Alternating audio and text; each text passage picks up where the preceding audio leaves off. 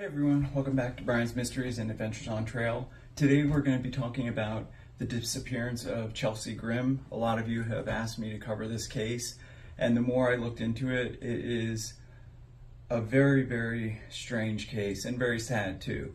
Chelsea was 32 years old when she went missing. She went missing in late September, but wasn't officially reported missing until October 4th of 2023. So she's been missing roughly 7 months.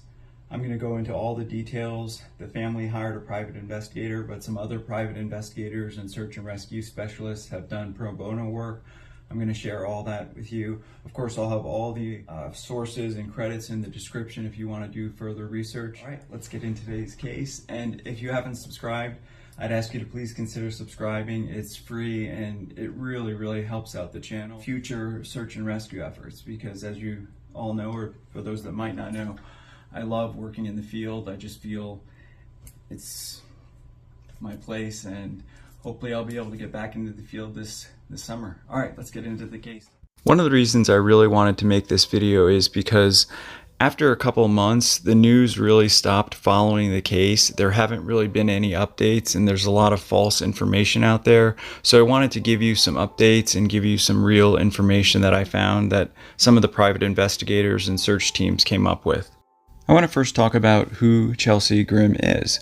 Like I said, she's 32 years old. She had graduated from NYU in 2019 with a degree in social work. She really took a liking to photography, and that seemed to be one of her real passions. She was pursuing that. She was living in Ocean Beach, which is one of the suburbs areas of San Diego. I'm going to have a map here. She was working as a clinical social worker, and from all things, considering all friends and family, she seemed to be happy. The summer prior, she'd been invited out to a wedding in Connecticut. This was to be in October of 2023. Chelsea decided that she was going to go out. At first, she planned on flying to Connecticut for the wedding. After some research, though, she realized she was not going to be able to do this because she had just recently gotten a new pet, a bearded dragon. This is her bearded dragon. His name is Roxy.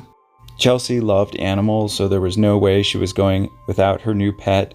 Unfortunately, all the airlines she contacted were not going to allow her to carry her new bearded dragon. So she decided that she was going to drive out. It is a very long drive, over 2,800 miles. For anyone that's never really taken long road trips like that by themselves, it can be overwhelming. I know this from experience. Thankfully, I grew up, my parents were always driving long distances. I've driven across country 4 times now. Depending on how much time you have to do 500 to 550 miles a day. It will take you 5 to 7 days, depending on how you do it. Chelsea was known to be spontaneous and very adventurous. She was also, as I said, an avid photographer, so she had planned on doing lots of photography on this journey, and she was excited about it. Her first stop was going to be in Phoenix, Arizona, where she was meeting up with her sister and one of her good friends for lunch. She left Ocean Beach on September 24th of 2023. She told her parents, "I've packed my car, I have my tent, my sleeping bag. I might spend a couple of nights in a hotel. I'll probably camp. I'll just see how it goes." 3 days later, she finally made it to Phoenix, Arizona, was able to meet up with her friend and sister, but unfortunately at this point, she texted her parents. She said that, "I just don't think I'm going to be able to handle the drive by myself." She told them that she was probably going to skip the wedding, probably just do some photography, some camping. This was not new for Chelsea. She had camped and hiked many times in the past. She had brought all her camping and hiking gear with her, her backpack. As part of her trip, she had also planned to document the quote lost and forgotten people for an art project. After meeting with her friend that one day, she was supposed to come back and meet with her again. That never happened. She had been in constant communication with her parents up until September 27th of 2023. In that last communication with her mother, Janet, she said, "I'm probably just going to be out camping for a couple of days. I might not have good reception." After this text, she contacted a friend she was supposed to meet the following day for lunch and canceled and said that she was heading up to Williams, Arizona to do some photography and camping. Later that evening, Chelsea was stopped by a police officer who was responding to a call because she was parked near a graveyard and war memorial in Williams, Arizona. Here is part of that captured body cam footage from the officer. You doing all right? Yeah, I just was doing a photo shoot of the lost soldiers. I got a little emotional, so I was crying before I got back on the road. I was actually thinking of just camping for the night, but I wasn't really sure exactly yet. Gotcha. Well, I didn't plan to be here till sunset. Okay. Just hang out here however long you want. You're good to go. They continued talking a little bit more. Chelsea assured the officer that she wasn't going to drive while she was crying and all emotional. She said that she was probably going to camp. The officer then said that she was in an area where they weren't allowed to camp, so he pointed up the street, which was an eye's view of this place called the Love's Travel Stop or Truck Stop. He said that you could go up there, park your car, and sleep overnight and no one will bother you. She then showed the officer her bearded dragon, and the officer was, wow, that's really cool. And they talked a little bit more about photography. Then they parted ways. We do know that based on some excellent private investigator work, which I'll mention later, we know that she never went to the Love's truck stop. One of the private investigators working the case was able to go there and get all the surveillance videos, and it showed she was never there. Over to the next 3 days or so, she fell out of touch with her parents. At first, they really weren't alarmed because they thought she was out camping, maybe didn't have good reception. We know that she was traveling in and around the Williams area of Arizona, then through the small town of Ash Fork, which only has roughly 400 people living there year-round. This is a picture of that town. And we do know that she stayed at least one night in the small town of Seligman, Arizona. Here is a map of the general area. These all run around Route 40. So Williams, then Ash Fork, Seligman. Her parents at this point had become obviously concerned, reported her missing on October 4th of 2023.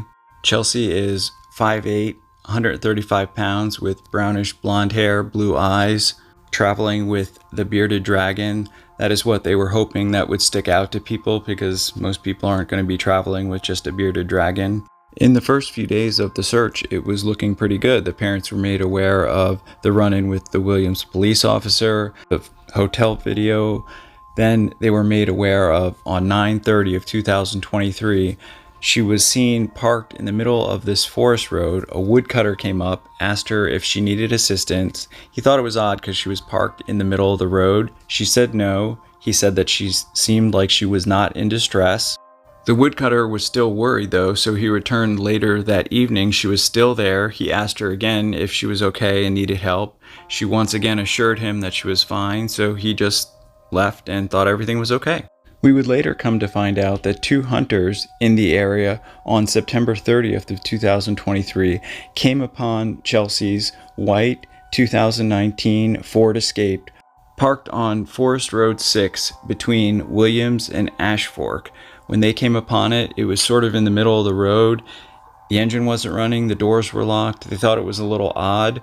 They didn't think anything of it because there was no one around. There was no damage to the vehicle, so they just left.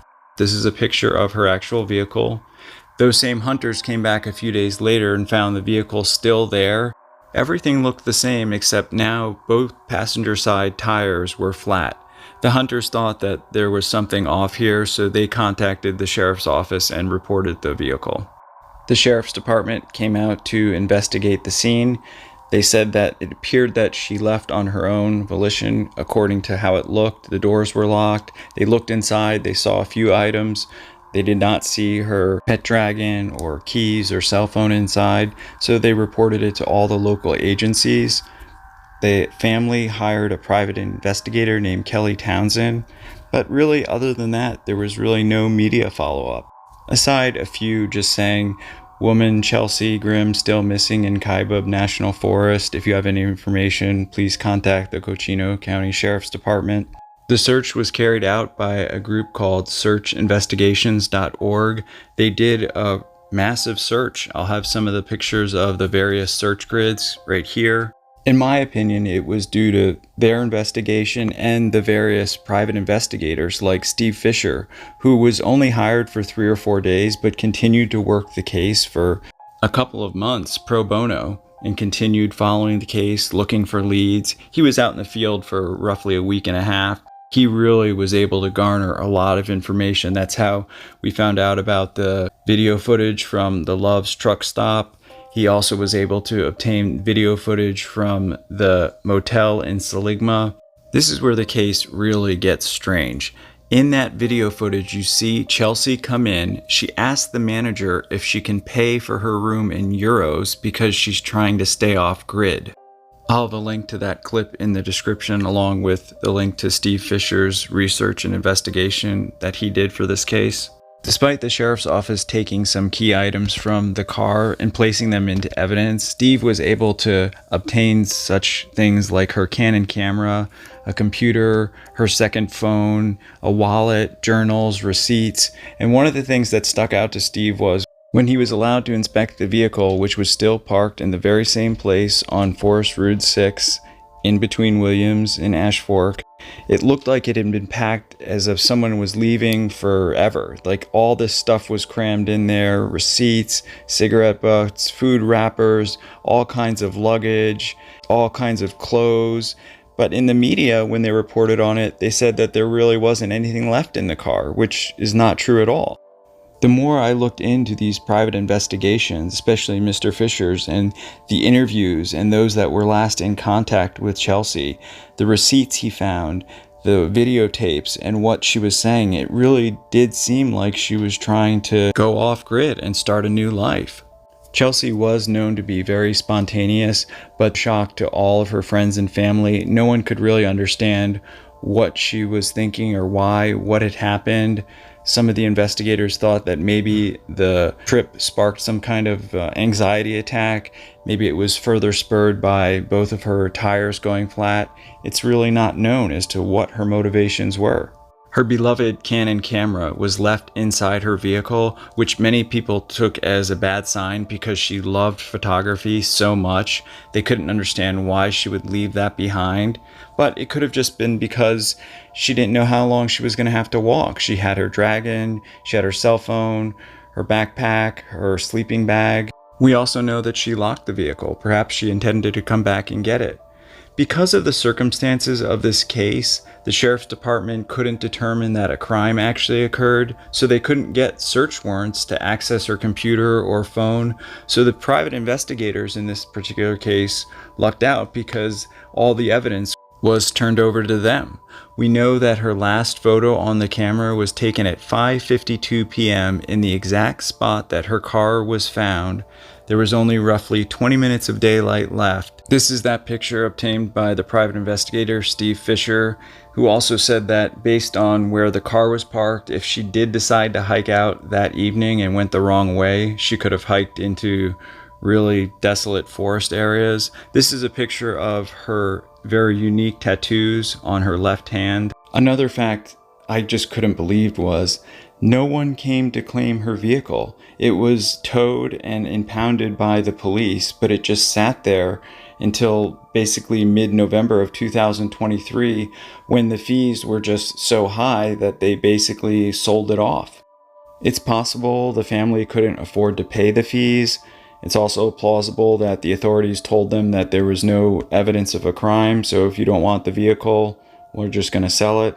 I don't know. I just think that the family would have wanted to come pick that up. That was roughly a month and a half after the investigation got started, and at that point, all the authorities basically dropped the case and stopped actively investigating it.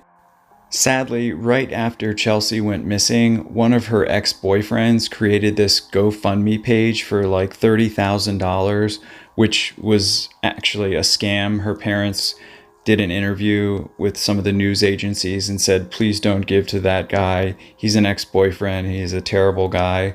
Thankfully, they stopped it before anyone really donated to that, but apparently at home he was actually draining her bank accounts too. I don't have any direct evidence for that. It's just based on some of the investigation files and the parents' interviews that they've given on various social media platforms and news outlets. No one who's investigated this case, including myself, believes he was involved in her disappearance. He was just a creep taking advantage of a very sad situation. So what happened to Chelsea Grimm after seeing her friends in Phoenix, Arizona. Had she been planning this for a while? Did something happen psychologically due to the long drive and then the tires becoming flat? What really was making her so upset when the police officer came upon her at the graveyard and memorial? She told him that it was just because she was thinking about the lost soldiers, and that could be very well true. Her following actions just seemed to indicate that some other things were going on. And based on the private investigators' findings in the vehicle was packed to the gills, as if somebody was coming back from a year at college or going off to a year or two of college. The family has taken the investigation in a whole different direction. They're not using the private investigators anymore. After reading the private investigators' findings and various other notes from the sheriff's office, I believe, based on the photo and video evidence and interviews, that Chelsea really was trying to, as she stated, go off grid, and that she was trying to hide and find a new life. But what happened to her after her tires got flat? Maybe she got a ride out of that area. We know that there's been no activity on her bank accounts, credit cards, phones. Since her disappearance, 3 used vehicles at a very small price have been bought in her name. It's not been investigated yet, but by records, we do know those vehicles have been purchased. It could possibly be that ex-boyfriend that was trying to milk money from the whole situation in the beginning. Maybe it was her. We just don't know because it hasn't been investigated, but they were purchased. We also know that it's still an open, active investigation. Her parents are still looking for her. They've taken it in a different direction. If anyone does have any information or has seen Chelsea, they're asked to please call the Cochino County Police Department at 928-774-4523. Of course, I'll have all that information in the description. I would like to dedicate this video to Chelsea Grimm, her family, her friends, all of her coworkers, her loved ones, all of the private investigators, especially Steve Fisher, Kelly Rowland, and everybody who's worked on this case. And my thoughts and prayers go out to Chelsea, and I hope and pray you're still out there somewhere and living an awesome life. But if so, I hope and pray that one day you'll call your parents and let them know you're all right. Thank you all for watching. Special thank you to co.ag for providing the background music. Hopefully I'll see you all in the next one. Take care. Hey everyone, thanks for sticking with me to the end. Definitely leave me your comments, your feedback on this case. Let me know if you've read any more information. I tried to go through all the Reddit comments and all the information I could find. To be honest, some of it was pretty brutal. It's awful what people can say.